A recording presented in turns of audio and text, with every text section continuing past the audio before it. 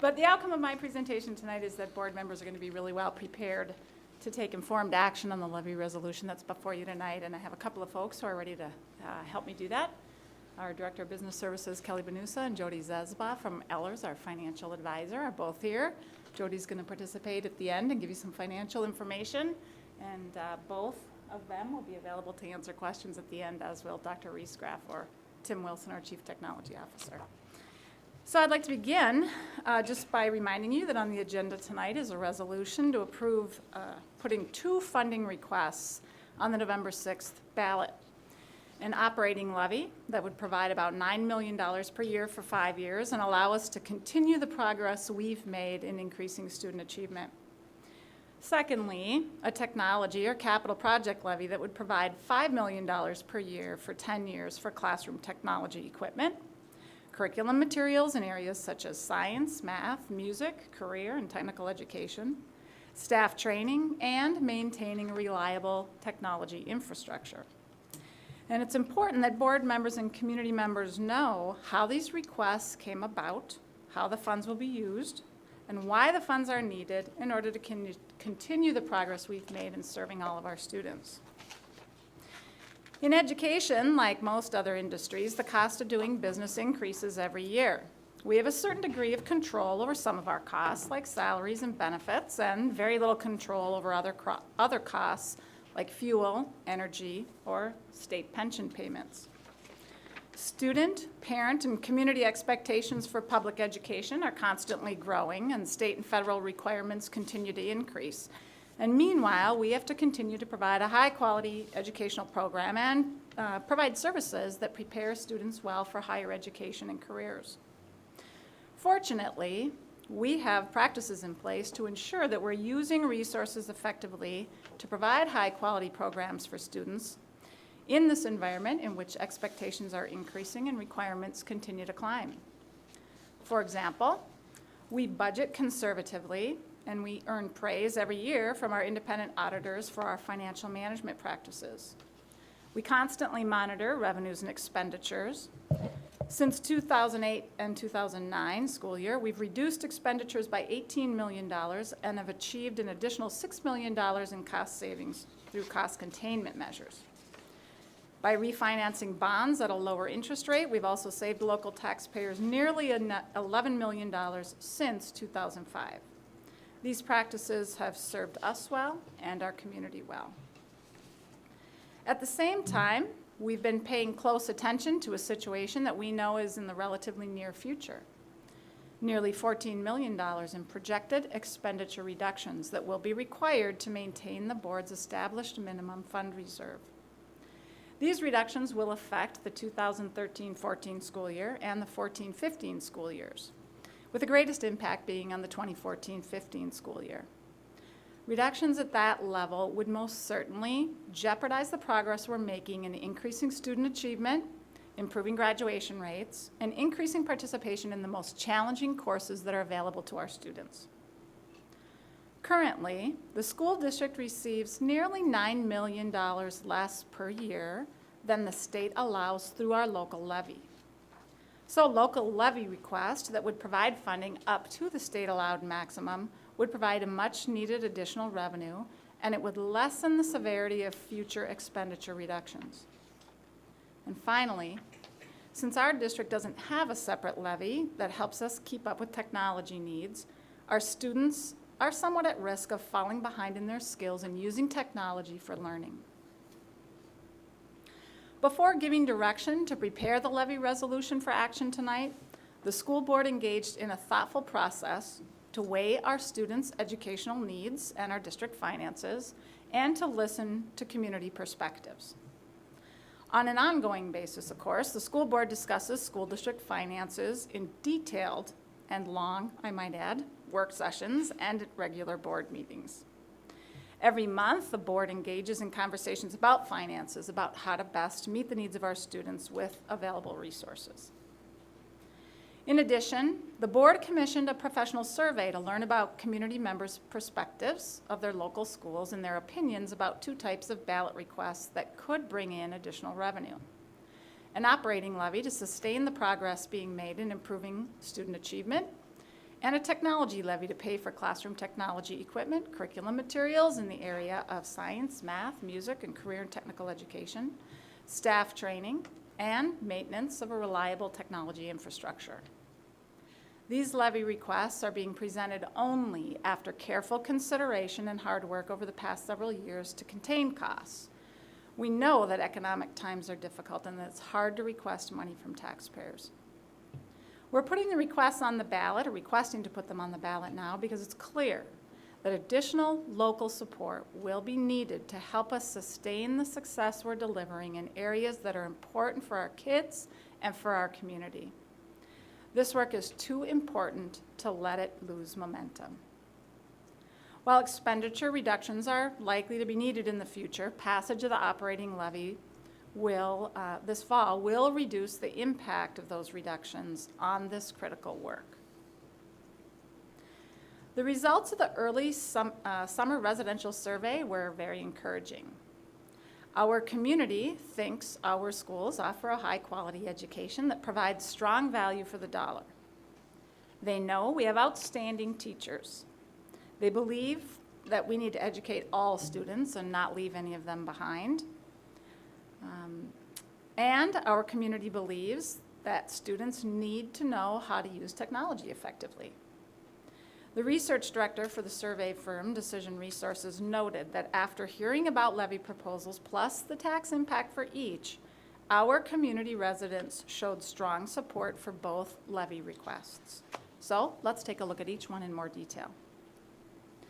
The operating levy is all about continuing the progress we're making in several critical areas that are the right thing to do for our kids and the smart thing to do for our community. The operating levy would provide approximately $9 million per year for 5 years, which would allow us to continue the progress we're making in increasing student achievement, improving the on-time graduation rate, and increasing participation in our most rigorous and challenging courses. If it's approved by the voters, the operating levy funds would be available for 5 years, starting with the 2013-14 school year. And as a 5-year levy, it would expire in 2017, which is the same year as our existing operating levy. The academic expectations for our children have never been higher. First, state and federal guidelines for curriculum are becoming increasingly rigorous, and we have a duty to meet or exceed those expectations on constantly increasing standards. And the families in our communities want all of our children to have a strong educational background. At the same time, students' needs continue to grow, and they're becoming more intense. For example, over the past 10 years, the percentage of students of poverty in our school district has doubled from 19% to 38%. And yet, at the same time, the demands on public education are growing. In Osseo area schools, we're getting better results for students. On the state tests in reading from 2007 to 2011, all students became more proficient, and we saw increases of 13 to 18 percentage points among our students of color. This graph shows a 16-point increase in proficiency among our Black students, for example. More students are meeting their individual growth targets in math as well, as measured by the MAP test from 2007 to 2011. Student participation in advanced placement courses and international baccalaureate classes, which are the most challenging coursework available to our high school students, has increased by 60% over the past 5 years. The increase in participation among students of color, which is a critical component of our work to narrow the achievement gap, was more than 300%.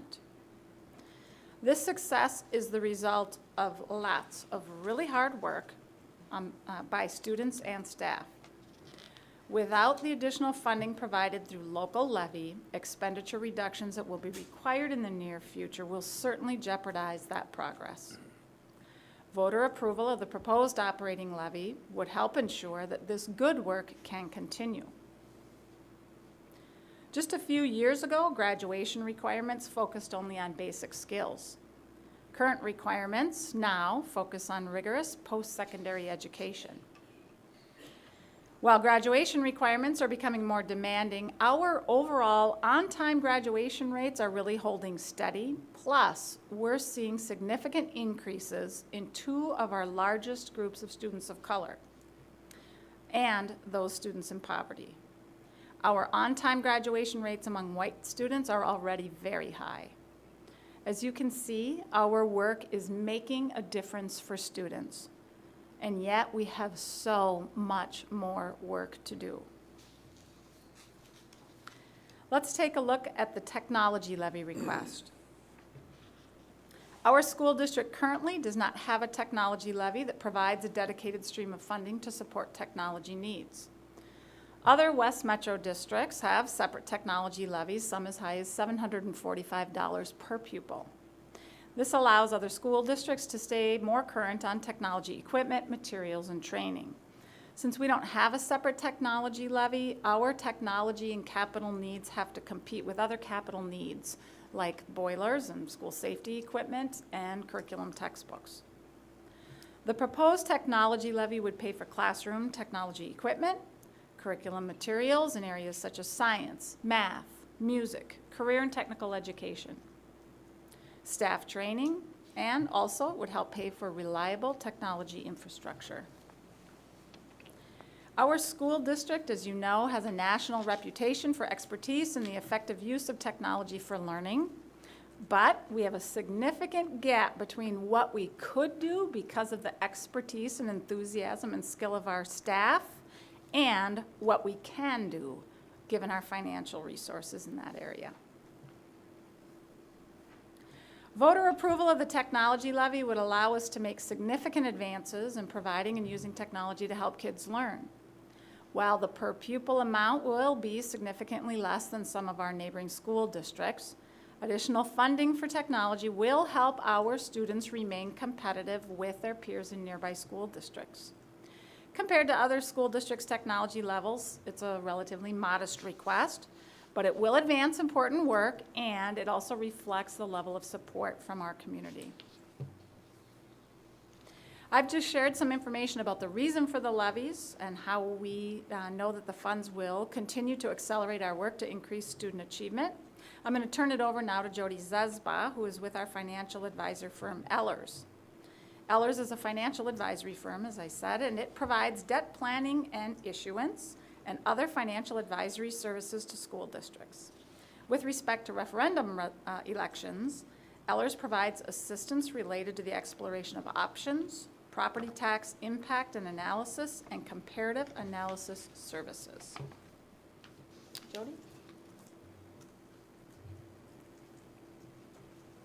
Thank you, Kate. I've been here before to talk about some of the refunding opportunities and successes that we've had with respect to refinancing the bonds, some of the $11 million that you've saved over the years. So that's been really fun. So hopefully we can move forward with getting some more revenue for the students this coming year too. I don't have any fun pictures either, but I have some graphs. I have 4 graphs. So this first chart, in each of these charts, you'll see some benchmark information, and we've selected the 22 largest metro districts, which of course includes Osseo School District. And this data is all based upon the current fiscal year, so 2012-13. The first chart shows the total voter-approved general fund revenue per pupil unit. And what we've done here is quantify the 2 areas related to the proposed ballot questions that you will be presenting to your voters this fall. So the combined amount of the voter-approved authority includes the operating referendum as well as the capital projects levy or technology levies that each of these districts have. And you'll see that Hopkins has the highest total at just over 2,500. The group average is at 1,437, and Osseo is below that. That's the green bar chart at $1,235. Then we've separated the 2 components. So this particular chart shows the operating referendum authority per pupil unit. So this is equivalent to the question 1 that would be included on the ballot that you are presenting to the voters this November, should you pass the resolution tonight. And you'll see that Minnetonka is the highest on this particular chart at 1,860. The group average then is at 1,283, and Osseo again shows up at the 1,235 because you don't currently have a capital projects or technology levy in place. This next chart then shows the capital projects levy for these districts. And again, this would be the proposed question number 2 that you would be presenting to the voters this fall. Hopkins is the highest at $746, and Kate just referred to that district a couple of minutes ago. The group average for this grouping is $154. There's a number of districts who haven't accessed this specific financial tool yet, but I know a number of them are considering it because of the competing demands for technology dollars, and the funding categories that really supply you with that money haven't changed for probably over 20 years. So again, Osseo is at 0 on this chart. And this chart then shows the tax impact for the questions that would be presented to the voters this November. These taxes would be collected from the voters in calendar year 2013 and again provide revenue for Osseo School District for 2013-14 fiscal year. So we're showing question 1, again, the operating referendum, and question 2, the capital projects levy referendum. On the ballot, the operating referendum has to be presented in $1 per pupil unit. That's required by law. So this is listed at $385. The district's intent is to maximize the referendum authority that's available under current law. And that authority is based upon a number of estimates that change periodically. So right now, the current max that the state is calculating is estimated at $371.06. So it's a very specific calculation, and again, that will change over time, but that is the maximum that you will be allowed to levy, and that would be included on taxpayers' statements this next year. If the amount goes up by a few dollars, then the districts could access the maximum amount of funding allowed by state formula. So that's why we advised the district as we were going through the planning process to set that target just a little bit higher in case some of those adjustments allow you to access a little bit of additional authority. Otherwise, you wouldn't be technically at the cap anymore. So it's possible that that amount could go down, and as the amount changes, the state will make those corresponding levy adjustments in future years. Many of the funding formulas are based upon estimates and projections, and when you get your big levy document each year, it's like 32 or 34 pages of detailed calculations. There's a number of adjustments that are included in there, and this particular funding formula would be subject to that same type of adjustment process. So you would see those adjustments, either positive or negative, coming forward in subsequent years, similar to the other categories of funding formulas by state law. So let's just take a quick look at, for example, a residential home at a $200,000 level.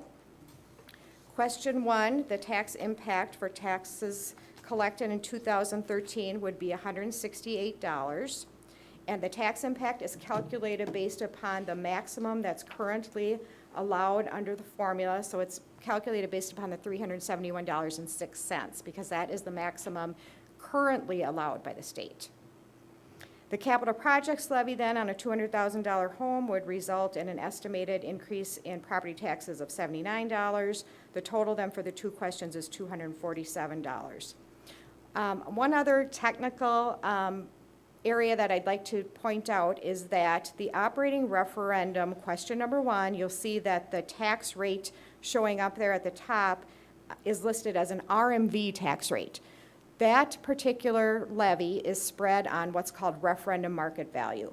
So for example, if you look at a residential home, again at $200,000, they would contribute $168 toward that referendum. Similarly, a commercial industrial home or property owner would contribute $168. Same is true for an apartment owner. They would contribute $168. When you look at the capital projects levy, you'll see that the tax rate shows up as a net tax capacity tax rate. So that is spread on a different tax base and takes into consideration all of the different class rate categories that the legislature approves and tweaks from time to time. So for example, again, the $200,000 home for capital projects levy would contribute $79 for that second question on the ballot. Commercial industrial are assessed at a higher value for this type of levy, so they would pay $83 toward that, and apartments would pay $109 toward that. So that's all part of our complicated property tax system and how these formulas play out on an operating referendum. Pretty much everybody is assessed kind of at the same amount, no matter what type of property you own. When you look at the capital projects levy, then it's going to vary, and that's the reason for that. Okay, so I think that's everything I have in terms of my charts. You should have a resolution that was prepared by your bond attorney, and I'm just going to quickly point out the language that you will be considering tonight. And the resolution states, the resolution relating to increasing the general education revenue of the school district, approving a capital project levy authorization, and calling an election thereon. And a couple pages back in the resolution, you also see the sample ballot language, which includes many of the details that Kate already presented this evening. One other item I should point out is that those questions are not contingent on one another. I know many times there will be questions presented to voters, and question 2 can only pass if question 1 passes. That is not the way that these questions are set up. Question 2 could pass independent of question 1. They can both pass, so there's no contingent language included in these resolutions. Thank you, Jody, and thank you, Kate.